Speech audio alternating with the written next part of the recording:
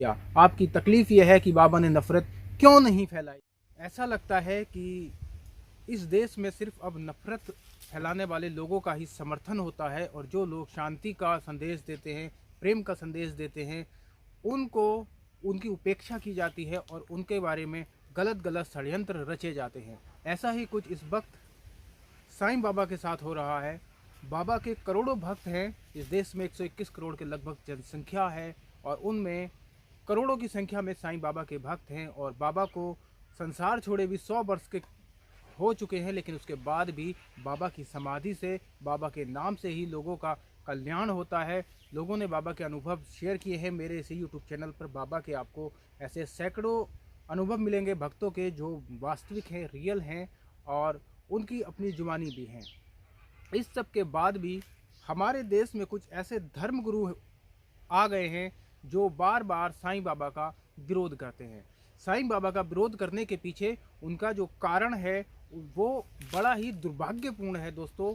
वो बाबा का सिर्फ इसलिए विरोध करते हैं, बाबा को कहते हैं कि बाबा हिंदू नहीं थे, बाबा मुसलमान थे, यहाँ तक कि एक तो उनमें ऐसा है जो बाबा के माँ बाप तक का नाम बताता है, जबकि ये सब जानते हैं कि जिन लोगों ने उस वक्त जब बाबा जीवित थे, बाबा के जीवित हुए रहते हुए भी बाबा के बारे में शोध किया था। दोस्तों ऐसा नहीं है कि उस समय बाबा का कोई विरोधी नहीं था। जब बाबा जीवित थे उस वक्त भी बाबा के बहुत सारे ऐसे विरोधी थे जो लगातार बाबा का विरोध करते थे और बाबा के खिलाफ षड्यंत्र रचते रहते थे।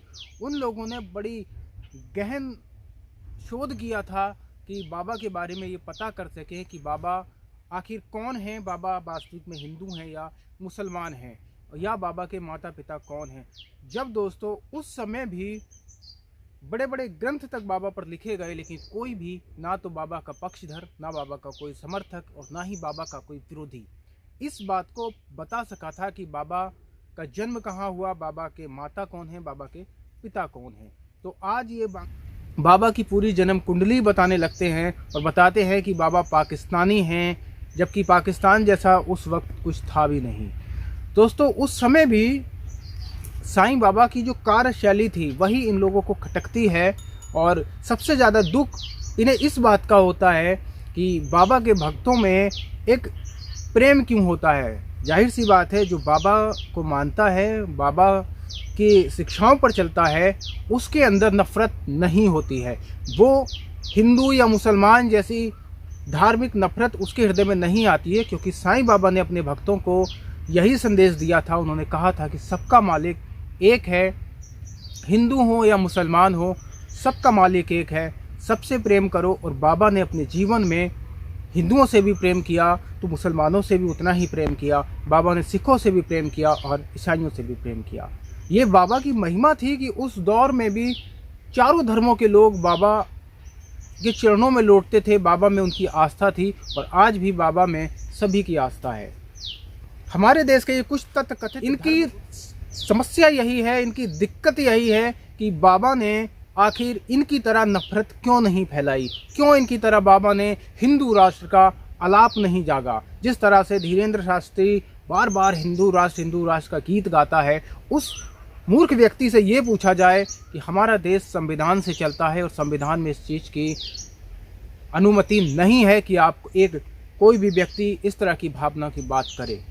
अगर आप हिंदू राष्ट्र की बात करोगे तो फिर सिखों के लिए क्या होगा, मुसलमानों के लिए क्या होगा, ईसाइयों के लिए क्या होगा? क्या इससे देश के 4 टुकड़े नहीं होंगे? क्या फिर से आप देश को बांटना चाहते हैं? ये इन धर्म गुरुओं की आज की सोच है। मैं ये कहूँगा कि ये इनकी एक घटिया सोच है और बार बार ये लोग साईं बाबा का विरोध करते हैं। कुछ समय पहले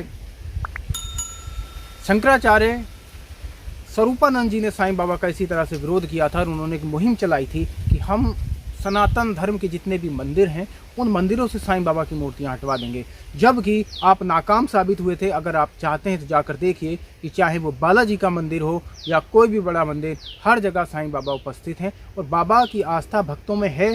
और इसलिए है कि बाबा आज भी उनको अपने होने का एहसास कराते हैं और अपने चमत्कार बाबा आज भी दिखाते हैं। तो दोस्तों इन्हें सारी समस्या बस यही है कि यदि बाबा भी हिंदुओं से प्रेम करते, मुसलमानों से नफरत करते तो बाबा हिंदू माने जाते, बाबा सनातनी माने जाते। अनिरुद्धाचार्य गुरु जी से किसी शिष्य ने उनसे पूछा था, मैं उनका सम्मान करता हूँ, लेकिन एक बात से मैं सहमत नहीं हूँ। उन्होंने कहा, किसी ने उनसे पूछा कि क्या साईं बाबा हिंदू थे, भगवान थे? तो उन्होंने कहा कि नहीं, बाबा भगवान नहीं थे और आप बाबा को हिंदू भी नहीं कह सकते, क्योंकि लोग उनको फ़कीर कहते थे। अगर कोई फ़कीर कहलाता है तो आप ये तय नहीं कर सकते थे कि वो हिंदू है या मुसलमान है। और सारी बात, संत का कोई धर्म ही नहीं होता।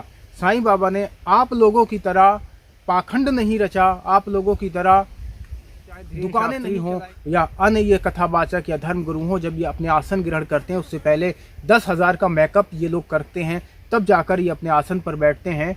और उसके बाद इनके पीछे का जो रूप होता है वो धीरेन्द्र शास्त्री के भाई का भी आपने देखा होगा, जो बाबा का विरोध कर रहा है, जो बाबा पर उंगली उठा रहा है। उसके खुद के दामन में इतने दाग हैं, इतने कीचड़ है कि अगर वॉशिंग मशीन में भी वो धुलवाएगा तो शायद साफ नहीं होंगे। ऐसे बांगड़ बिल्ले साईं बाबा पर आरोप लगा रहे हैं, बाबा की आस्थाओं को ठेस पहुंचा रहे हैं। मित्रों, बाबा की नज़रों में सब समान थे, और अगर उनमें ऐसी कोई बात नहीं थी तो क्यों हर धर्म के लोग उनका सम्मान करते थे। उस वक्त भी शिरडी में इतना प्यार था कि ना कभी कोई दंगा हुआ, हर हिंदू हो या मुसलमान हो बाबा को प्यार किया। अब आप कहते हैं कि साईं बाबा हिंदू नहीं है, तो ऐसे ढेरों उदाहरण मैं आपको दे सकता हूं जिससे आप ये तय ही नहीं कर सकते कि बाबा हिंदू थे या मुसलमान थे। अभी सुबह एक डिबेट चल रही थी न्यूज़ नेशन पर, जहां पर एक बाबा के विरोधी बता रहे थे कि वो तो मस्जिद में रहते थे इसलिए वो हिंदू नहीं हो सकते। तो मैं आपको बता दूं कि बाबा जब दूसरी बार शिरडी में आए थे तो सबसे पहले उन्होंने अपना ठिकाना मंदिर को बनाया था, लेकिन कुछ बाबा के विरोधी लोगों ने उनकी वेशभूषा को देखकर उन्हें वहाँ जाने नहीं दिया। और फिर गांव के लोगों ने, एक टूटी हुई एक मस्जिद थी जहां नमाज नहीं पढ़ी जाती थी, एक पुरानी मस्जिद थी जहां बाबा ने जाकर रहना शुरू किया था। तो बाबा के बारे में इस तरह की उल्टी सीधी जो बातें करते हैं, इन लोगों का मकसद नफरत फैलाना है। इन लोगों की तरह बाबा ने कभी हिंदू और मुसलमान की नफरत नहीं फैलाई, बाबा ने सबको एक रहने का संदेश दिया। यही इनकी दिक्कत है, यही इनकी समस्या है, इसीलिए ये बाबा का विरोध करते हैं। तो मैं बाबा के भक्तों से कहना चाहूँगा कि बाबा की महिमा अपरंपार है। और अगर रही बात भगवान होने की, तो बाबा ने कभी ये नहीं कहा कि मैं भगवान हूँ। बाबा ने तो ये कहा था कि सबका मालिक एक है। आपने देखा होगा कि बाबा तो खुद बात करते थे, बाबा खुद ऊपर वाले मालिक से बात करते थे। अगर वो खुद मालिक थे, वो खुद को मालिक कभी नहीं कहा, तो फिर वो ऊपर वाले से क्या बात करते थे। आपको तकलीफ इस बात की होती है कि बाबा अल्लाह मालिक क्यों बोलते थे या बाबा सबका मालिक क्यों बोलते थे। तकलीफ़ आपको ये है कि बाबा ने हिंदू और मुसलमान दोनों को प्यार क्यों किया। आपकी तकलीफ़ ये है कि बाबा ने नफ़रत क्यों नहीं फैलाई। आज आप राजनीति से प्रेरित होकर नफ़रत फैलाते हो, देश को आपने नफ़रत की आग में झोंक दिया है। ऐसे धर्मगुरु जो बार बार किसी दूसरे धर्म का सम्मान नहीं कर सकता, वो धर्मगुरु कहलाने के लायक ही नहीं। बाबा दिन रात धुनी प्रज्वलित करते थे, जो इस्लाम में इसकी अनुमति नहीं है। ऐसे बहुत से उदाहरण है। बाबा रामनवमी मनाते थे, संध्या संगीत करवाते थे दासगणों से, जबकि ये सब इस्लाम में मान्य नहीं है। लेकिन बाबा प्रेम का संदेश देने आए थे, सच्चाई का संदेश देने आए थे। उस समय में बाबा ने हिंदू और मुसलमानों को जोड़ कर रखा था। इसी वजह से देश की आज़ादी में दोनों ने बड़ा योगदान दिया था। बाबा के पास कोई संपत्ति नहीं थी।